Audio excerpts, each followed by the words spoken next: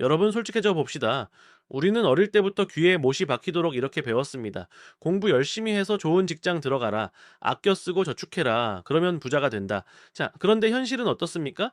여러분, 게으르게 사셨나요? 아니죠. 매일 아침 지옥철을 타고 상사 눈치 보며 야근하고 주말에도 쉬지 못하고 투잡까지 뛰는 분들 정말 많습니다. 자, 그런데 왜 통장 잔고는 그대로일까요? 왜 우리 부모님 세대는 월급만 모아서 아파트를 샀는데 우리는 숨만 쉬고 모아도 서울에 집 한 채 사는 게 불가능해졌을까요? 혹시 내가 능력이 없어서 그런가? 라고 자책하셨다면 당장 멈추십시오. 자, 당신이 가난해지는 건 당신 탓이 아닙니다. 이 자본주의 시스템이 설계된 방식 자체가 원래 그렇습니다. 오늘 저는 학교나 뉴스에서는 절대 알려주지 않는 불편한 진실을 이야기하려 합니다. 여러분의 주머니에서 돈을 훔쳐가는 보이지 않는 도둑의 정체. 이 영상을 끝까지 보시면 여러분이 그동안 믿어왔던 돈에 대한 믿음이 산산조각 날 겁니다. 자, 질문 하나 드릴게요. 인플레이션이 뭡니까? 대부분 물가가 오르는 것이라고 대답하실 겁니다. 틀렸습니다. 인플레이션은 물가가 오르는 게 아닙니다. 돈의 가치가 쓰레기가 되는 현상입니다. 경제라는 진한 커피잔에 정부가 돈이라는 물을 계속 붓고 있다고 상상해 보세요.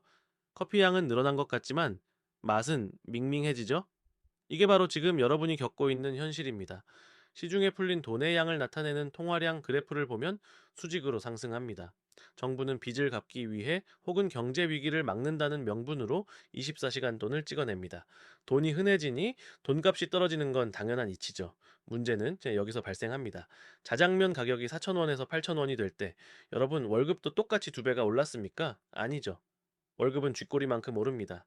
자산 가격이 오르는 속도를 노동소득은 절대 따라잡을 수 없습니다. 정부가 돈을 찍어낼 때마다 내 월급의 구매력은 강제로 삭감당합니다. 경제학자들은 이걸 있어 보이는 말로 인플레이션이라고 부르지만 저는 이렇게 부릅니다. 자, 보이지 않는 세금, 인비저블 텍스. 자, 여러분이 잠든 사이에도 여러분의 현금은 녹아내리고 있습니다. 그런데 더 충격적인 건 우리는 이 녹아내리는 돈을 지키겠다라고 은행으로 달려갑니다.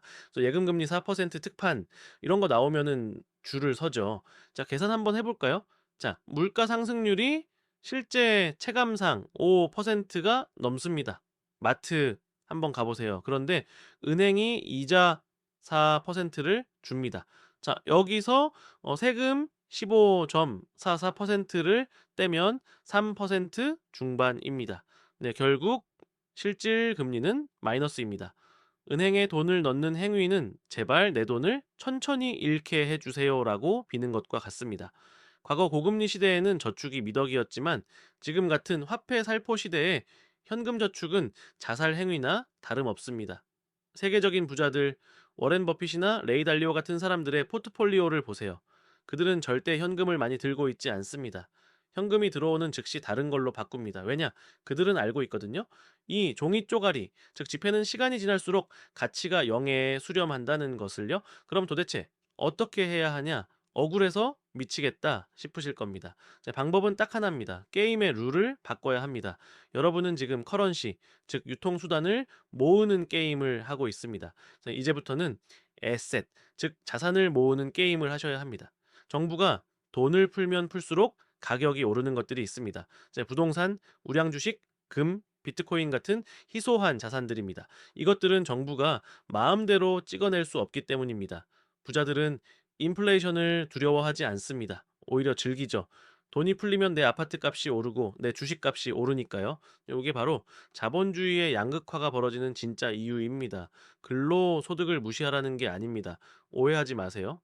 노동은 신성하고 투자를 위한 종잣돈을 모으는 가장 중요한 수단입니다. 하지만 그 노동의 대가를 원화라는 쓰레기통에 방치하지 말라는 겁니다.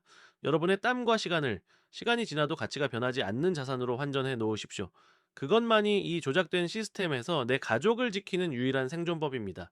오늘 이야기가 다소 불편하고 충격적이었을 수 있습니다. 하지만 이 진실을 마주하는 것부터가 시작입니다. 그래서 당장 뭘 사야 하는데 주식이냐 부동산이냐? 지금 당장 급하게 투자하라는 말이 아닙니다. 준비되지 않은 투자는 도박이니까요. 하지만 적어도 오늘부터는 월급 들어왔다고 안심하지 마십시오. 통장에 찍힌 숫자에 속지 마십시오. 어떻게 하면 이 종이 조각을 진짜 자산으로 바꿀지 치열하게 공부하셔야 합니다.